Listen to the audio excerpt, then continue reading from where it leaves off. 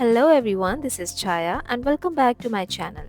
आज की वीडियो बहुत ही स्पेशल होने वाली है because today I am going to show you how to make perfectly soft super moist chocolate sponge completely from scratch. हर बार स्क्रैच से स्पॉन्ज बनाना इजी नहीं होता। कभी राइस परफेक्ट होता है, कभी फ्लैट हो जाता है, कभी ड्राई हो जाता है एंड समटाइम्स पूरा केक वेस्ट। मेरी इस ट्राइड एंड टेस्टेड रेसिपी के साथ आप हर बार एक soft and moist chocolate sponge बना पाएंगे, और वो भी विदाउट यूजिंग एनी प्रिजर्वेटिव्स, बिल्कुल फ्रेश और होममेड गुडनेस के साथ। तो चलिए बिना टाइम वेस्ट किए वीडियो को स्टार्ट करते हैं।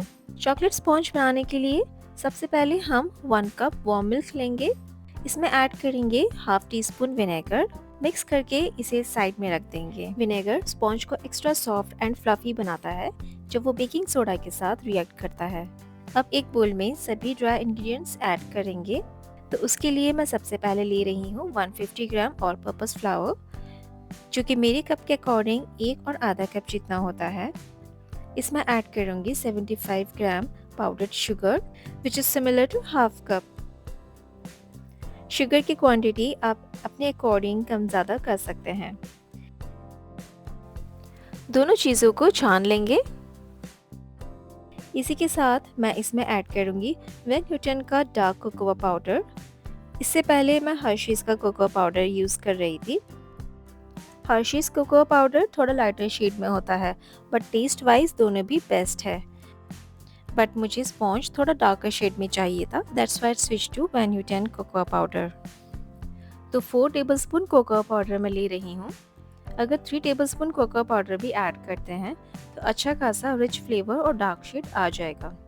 पर अगर हर्शीज़ कोकोआ पाउडर यूज़ कर रहे हैं तो 1/4 कप पूरा ऐड करेंगे। स्पॉन्ज को और भी ज़्यादा रिच और फ्लेवरफुल बनाने के लिए मैं इसमें ऐड करूँगी 2 टेबलस्पून मिल्क पाउडर। साथ ही ऐड करूँगी baking powder, baking soda and pinch of salt. और ये जो क्वांटिटी मैं ले रही हूँ वो 600 से 750 ग्राम तक के केक के लिए सफिशिएंट है। सभी चीज़ों को छानकर अच्छे से मिक्स कर लेंगे। तो हमने अपना होममेड चॉकलेट प्रेमिक्स रेडी कर लिया है विदाउट एडिंग एनी प्रिजर्वेटिव। अब एक कप में 2 टीस्पून पानी लेंगे। इसमें ऐड करेंगे half tea spoon instant coffee powder. इसे भी मिक्स करके रख लेंगे और ये हम ऐड करेंगे बिल्कुल एंड में, जब हमारा बैटर ऑलमोस्ट रेडी होने वाला होगा। अब एक बड़े मिक्सिंग बोल में ड्राई और वेट इंग्रेडिएंट्स कंबाइन कर लेंगे। मिल्क ऐड करेंगे जिसमें हमने विनेगर ऐड करके रखा हुआ था। इसी के साथ इसमें 2 टेबलस्पून मेल्टेड बटर और 2 टेबलस्पून ऑलिव ऑयल ऐड करेंगे। टोटल 1/4 कप जितना बटर और ऑयल मैंने ऐड कर लिया है। मैं अपने हर केक में दोनों चीज़ें एक साथ ऐड करती हूँ क्योंकि बटर स्पॉन्ज को फ्लेवरफुल बनाता है जबकि ऑलिव ऑयल स्पॉन्ज की सॉफ्टनेस बढ़ाता है। इसी के साथ मैं इसमें ऐड करूँगी my magic ingredient sprig natural bourbon vanilla extract which is made with real vanilla beans. Half tea spoon जितना वनीला एक्सट्रैक्ट ऐड करेंगे। It enhances flavour, gives nice aroma and makes the cake rich and delicious. अब ये जो मैंने coffee और पानी का mixture ready किया था इसे मैं 30 सेकेंड्स के लिए माइक्रोवेव कर लूँगी। ड्राई और वेट इंग्रेडिएंट्स मिक्स कर लेंगे और जब बैटर अच्छे से मिक्स हो जाए फिर बिल्कुल एंड में बैटर में गरम गरम कॉफ़ी मिक्सचर ऐड करेंगे। इससे स्पॉन्ज का फ्लेवर और टेक्सचर दोनों भी बहुत अच्छा होगा। बैटर को कभी भी ओवर मिक्स नहीं करेंगे, हमेशा हैंड बीटर या फिर स्पैचुला से ही मिक्स करेंगे। ओवर मिक्सिंग से स्पॉन्ज डेंस बनते हैं।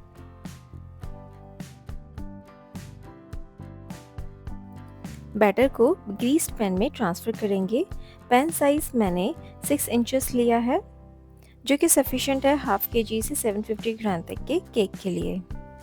मैं बात कर रही हूँ आइसिंग वाले केक की, जिसमें स्पॉन्ज के साथ साथ हमें फिलिंग, फ्रॉस्टिंग भी ऐड करनी होती है। इसलिए इतने स्पॉन्ज से 600 ग्राम टू 750 ग्राम तक केक हम इजीली बना सकते हैं। इट डिपेंड्स कि हम किस तरह की फ्रॉस्टिंग यूज़ करते हैं। स्पॉन्ज को प्री हीटेड ओवन में बेक करेंगे। टेम्परेचर मैंने 150 डिग्री सेट किया है with both the heating rods on और कन्वेक्शन फैन भी ऑन रखा है। बेकिंग टाइम 30 to 45 मिनट्स लग सकता है। After 30 minutes of baking her 5 minute में टूथपिक से इंसर्ट करके चेक ज़रूर करें। ओवर बेकिंग से भी स्पॉन्ज ड्राई हो सकते हैं। जब बेकिंग कंप्लीट हो जाए तो स्पॉन्ज को ओवन से निकाल लेंगे और केक टिन में ही 5 मिनट के लिए छोड़ देंगे। देन स्पॉन्ज को डीमोल्ड करेंगे और वायर रैक पर ट्रांसफ़र कर लेंगे। मैं स्पॉन्ज को साफ कपड़े से कवर करके रखती हूँ ताकि स्पॉन्ज ऊपर से ड्राई ना हो। और जब स्पॉन्ज अराउंड 80% तक ठंडा हो जाता है तो क्लिंग रैप में स्पॉन्ज को कवर करके रख देती हूँ। इससे स्पॉन्ज का मॉइस्चर लॉक हो जाता है और स्पॉन्ज में सॉफ्टनेस बनी रहती है। कभी कभी इस तरह से पैक करके फ्रिज में ओवरनाइट स्टोर भी कर देती हूँ। तो चलिए स्पॉन्ज को लेयर में कट करके दिखा देते हैं। स्पॉन्ज का टेक्सचर आप देख सकते हैं किस तरह का है। डेफिनेटली प्रेमिक्स वाले स्पॉन्ज से डिफरेंट होता है, बट स्क्रैच से बना हुआ स्पॉन्ज ऑलवेज बेटर होता है। इस चॉकलेट स्पॉन्ज की रेसिपी मैं अपने हर तरह के चॉकलेट केक्स में यूज़ करती हूँ, चाहे वो ट्रफल केक हो, मूस केक हो या फिर black forest. I hope this recipe helps you make the perfect chocolate sponge at home. If you like the video, don't forget to like, share and subscribe. See you in my next video.